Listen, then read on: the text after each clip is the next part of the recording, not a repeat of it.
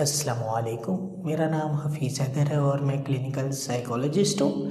आज मैं आप लोगों के साथ कंडक्ट डिसऑर्डर के बारे में कुछ इन्फॉर्मेशन शेयर करना चाहता हूँ। बेसिकली कंडक्ट डिसऑर्डर जो है बच्चों के अंदर डायग्नोस किया जाता है।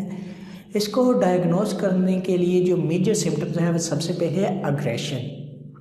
बच्चा छोटी सी बात पे बहुत ज़्यादा गुस्सा करेगा, गुस्से में लाल पीला हो जाएगा, लड़ाई करेगा, झगड़ा करेगा, मारपीट करेगा और दूसरों को नुकसान पहुंचाएगा और किसी भी किस्म के नॉर्म्स को फॉलो नहीं करेगा। जितने भी रूल्स एंड रेगुलेशन होगा या नॉर्म्स होंगे उन्हें वायलेट करेंगे। ये फिज़िकल अग्रेशन जो है इंसानों के साथ भी करेगा और जानवरों के साथ भी करेगा। इवन कि उनके अंडर कोई भी चीज़ आ जाए और वो उनके साथ वो फिज़िकल अग्रेशन शो कर सकते हैं।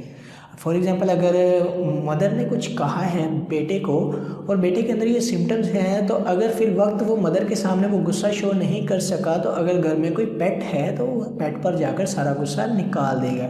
ये छोटे भाई के ऊपर सारा गुस्सा निकाल देगा, ये छोटी बहन के ऊपर सारा गुस्सा निकाल देगा। खुद चोरी करेगा, दूसरों को इसमें फंसा देगा। खुद नहीं मानेगा कि मैंने चोरी की है, जो साथ होगा उसे फंसा देगा। अगर वो स्कूल जाता है तो स्कूल में बच्चों के साथ सेम इसी तरह करता है। उनके लंच बॉक्स चोरी कर लेते हैं और लंच बॉक्स चोरी करके खा जाएगा, बुक्स चोरी कर लेगा, बैग चोरी कर लेगा और उनके साथ बुलिंग करेगा।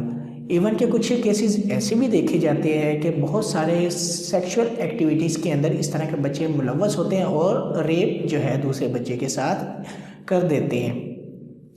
और कुछ ऐसे केसेस भी देखे गए हैं कि जिनके अंदर ये सिम्टम्स मौजूद होते हैं। वो अर्ली एज के अंदर स्मोकिंग शुरू कर देते हैं, ड्रिंकिंग शुरू कर देते हैं और मुख्तलिफ़ किस्म की ड्रग्स को लेना शुरू कर देते हैं।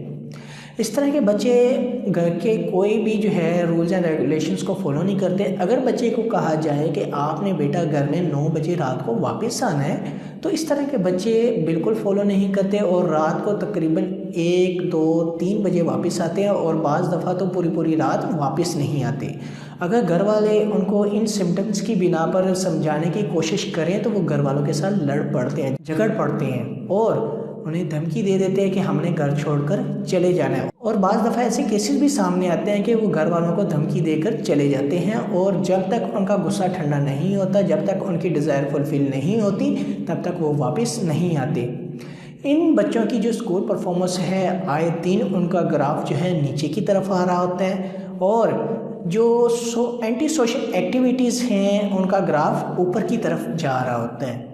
इस तरह के बच्चे बाहर जो है बाज़ार में सोशल एक्टिविटीज़ के अंदर जो है ये स्नैचिंग करते हैं, किसी का पर्स छीन लिया, किसी का मोबाइल छीन लिया और इवन के कुछ ऐसे केसेस भी देखे गए कि बड़े पैमाने पर चोरी की एक्टिविटी में मुलव्वस भी होते हैं।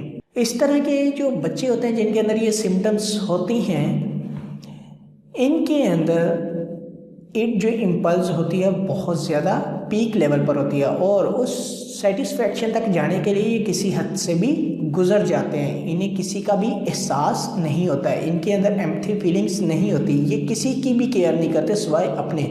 ये जो है सिर्फ लाइफ इस रूल के मुताबिक गुजारते हैं। ये जो है अपनी ज़िंदगी सिर्फ एक रूल के ऊपर गुजारते हैं। वो रूल होता है कि my rule is my life और ये उसी रूल के ऊपर, उसी लाइफ के ऊपर अमल करते हैं और बाकी दुनिया वालों को जो है ये बहुत चीट करते हैं।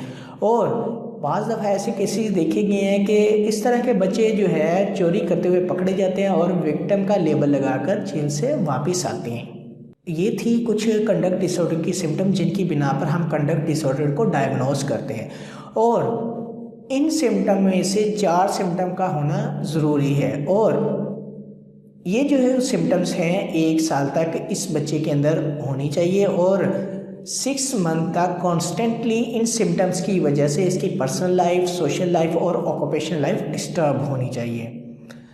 तो ओके, अल्लाह हाफिज़, अल्लाह निगहबान।